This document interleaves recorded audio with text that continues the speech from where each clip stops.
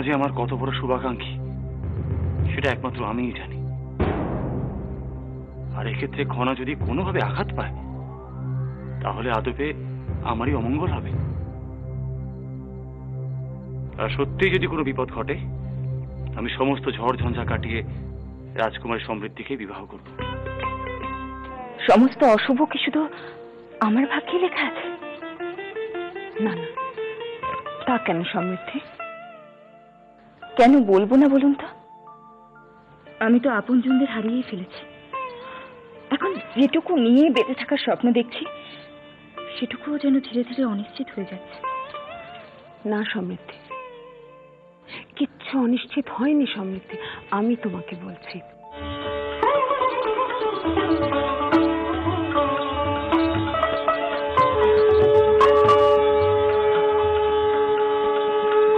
কি চমৎকার দেখাচ্ছে আমাদের রাজকুমারীকে। এখনই? হ্যাঁ এখনই। কি যে বলো, প্রকৃত রূপ তো গায়ে হলুদের অনুষ্ঠানের সময়ই প্রকাশিত হয়। ঠিক বলেছ। আর প্রকৃত সেই রূপের ছটায় আমাদের রাজকুমার যে কি পরিমাণ আহত হবেন তা আমি চোখের সামনে স্পষ্ট দেখতে পাচ্ছি। ঐশিকা, এবার নারকেলটা ফাটাও।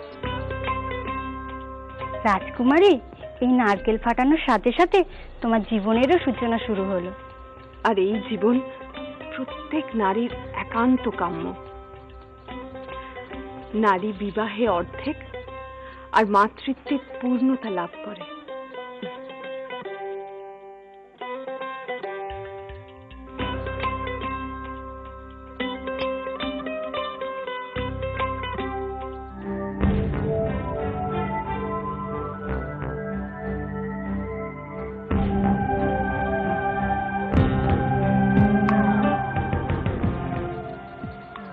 ভাই কাকা। খনা, জয়দ্রথ, কি ব্যাপার একসাথে? কি হয়েছে ভাই কাকা, তোমার এরকম হতাশ দেখাচ্ছে? এই অতীতে নারী বিষয়ে আমার কি তিক্ত অভিজ্ঞতা রয়েছে। আসবে আমার সাথে রাজধানীতে।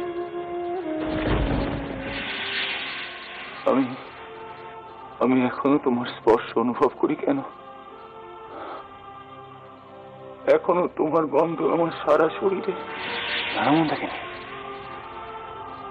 আমি না, তোমার হত্যাকারী জয়দ্রথ তোমাকে হত্যা করেছে। একে একে আমার সুখ, আমার হাসি, আমার কণা, আমার মন দেখিনি সবাইকে আমার থেকে কেড়ে নিয়ে জয়দ্রথ, আমি তোমাকে।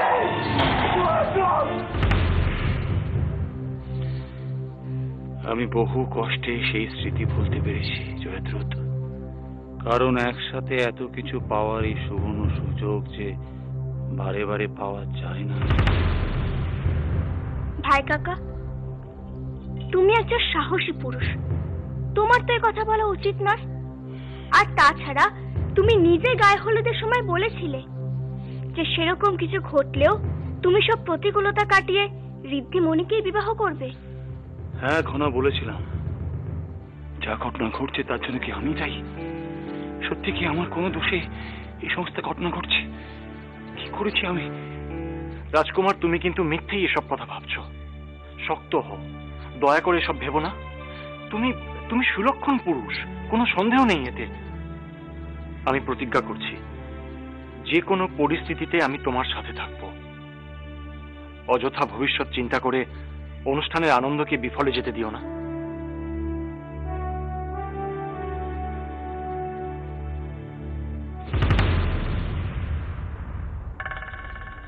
আমার বন্ধুত্বের প্রস্তাবে তাহলে ভালোই কাজ হয়েছে।